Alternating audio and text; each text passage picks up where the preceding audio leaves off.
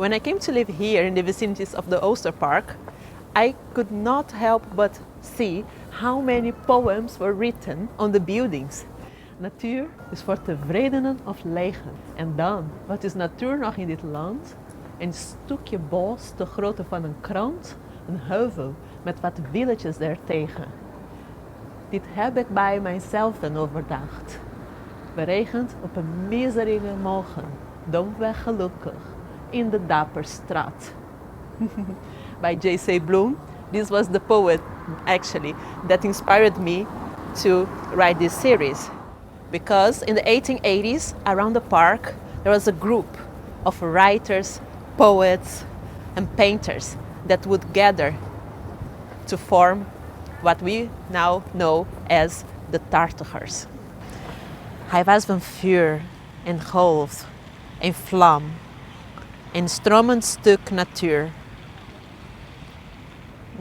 What I found very funny is that I connected to Dutch poetry even before I could talk proper Dutch. In Brazil, they say that poetry is the language of the heart. And the whole generation of poets that I love the most, they use it to write, inspired by nature. They used it to meet in that house there, that was the house of Willem Witsen, one of the patrons of the Tachtigers movement.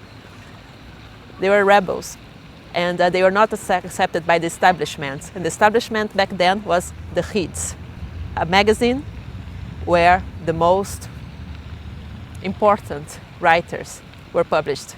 Because they were not accepted, they just created the new Gids, the new guide. Can you imagine that the Oosterpark has inspired a new way of making poetry, a new way of writing? This is what this sculpture is about, the flame. It is about this unpredictability and the uncontrollability of being an artist. It's just to be a streaming piece of nature. The inner circle of the Tachtigers were Breitner, Israels, Van Eyden, Van Deyssel, Verwij, Willem Kloos, Herman Gorter. Where are the women? And that's why I decided to become a storyteller. And I come here to the Oosterpark, where I draw inspiration to write in this piece of nature.